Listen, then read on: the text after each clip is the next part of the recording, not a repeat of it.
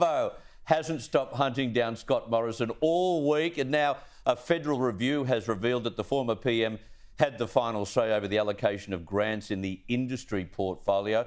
These were 17 grants amounting to $828 million in the lead up to the election. This has got nothing to do with his additional ministries.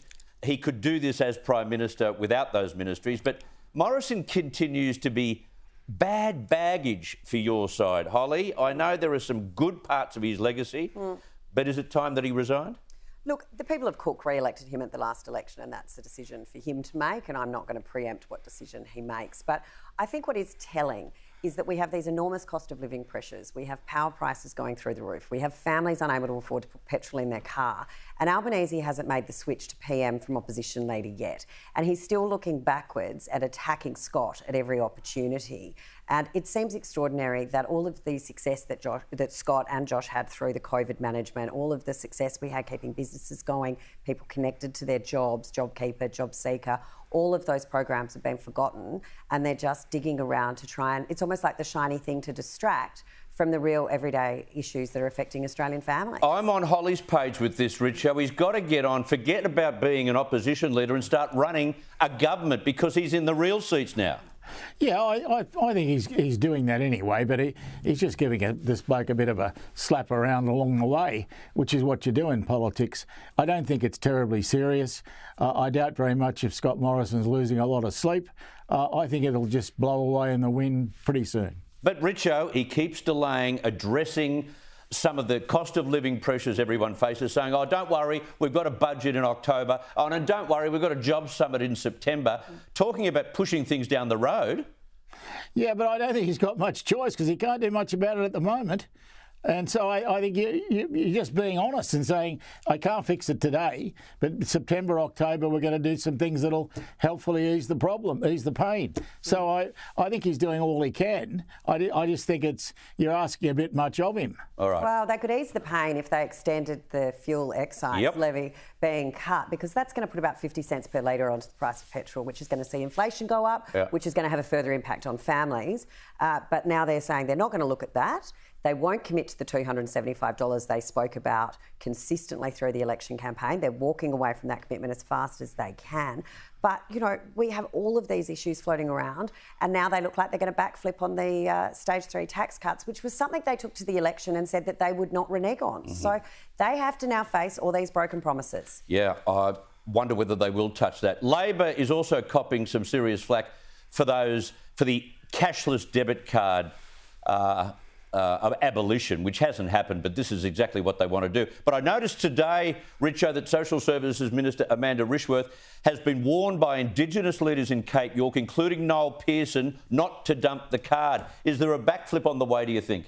I hope there is, because I certainly would not dump the card. I've had some experience with it. I think it's had a very positive effect, and I think we'd be crazy to dump it. So I hope Noel Pearson gets his way on it. Noel Pearson is right here, Holly. It should not have been touched. Amanda Rishworth didn't need to go up and even hold those meetings. All she needed to do was look at what the Community Affairs Committee's done over the past few years. I have sat on more inquiries looking at the cashless debit card around Australia, where women, grandmothers, mothers would come in and talk to us about how they weren't being humbugged for their money. It was allowing them to put fresh fruit and vegetables on the plates of their children. They were able to access school supplies, that they desperately wanted it to stay. And where the Labor Party's being tricky here, they're trying to remove the cashless debit card, which is run by Inju, which is basically a credit card kind of thing that can be used online, can be used anywhere. But they're still leaving the basics card in place, which is racist in its nature in many, many ways. It's only able to be used at specific stores that advertise they take the basics card, cannot be used online, so it is actually more restrictive. They are still keeping some income management, but they're letting that kind of go under the carpet. This will be interesting. Not being honest here. So when it gets to the Senate, you guys will have to make a decision. We will absolutely not support rolling back the cashless debit card. And how you can say we support a voice to Parliament, we're here to support Indigenous Australians, and then yet put onto these communities an increase in violence, an increase in the alcohol consumption, remove security from a lot of families and put a lot of women and children in danger.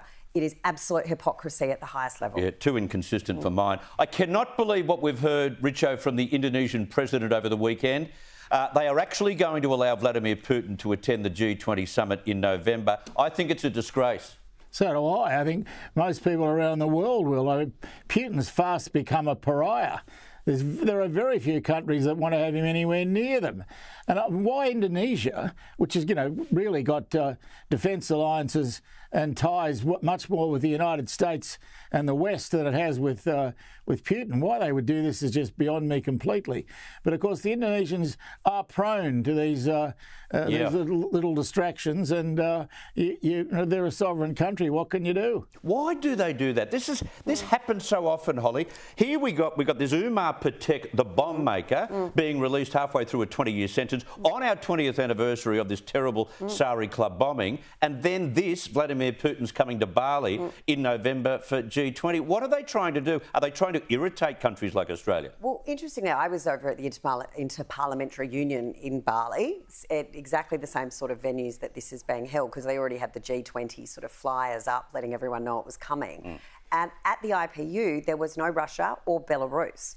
So there has been some precedent in some of these parliamentary gatherings where Russia and Belarus have been excluded, and this occurred in Bali. But I don't know why they are committed to this.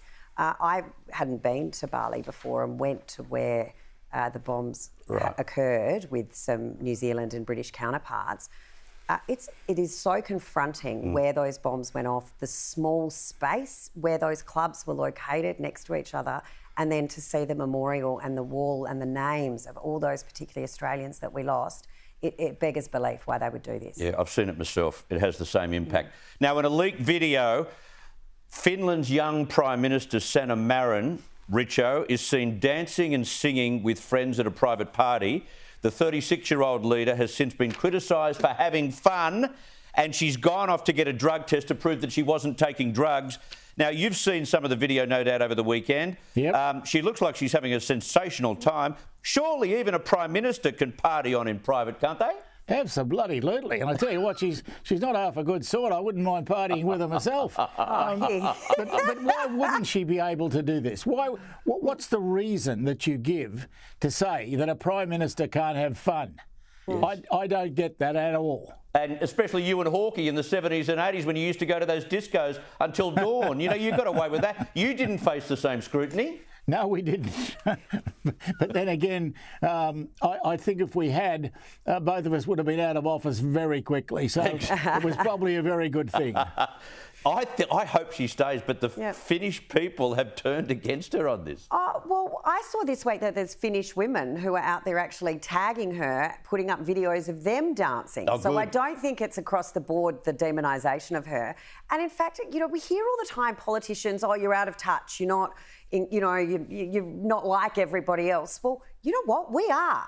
And sometimes we go to a party, and I think absolutely people should have a great time. And just to prove it, I reckon Richo and I will cut up the dance floor next time. Okay, I'll have the video. Absolutely. I'll roll. I want to see it all. And you pretend to be friends again. Richo, thank you very much. Holly Hughes, good to have you on the program. We're not inviting him to lunch next time, Richo. It's just you and I. Look, bugger him. I mean, we don't need him. No. Thank you very much.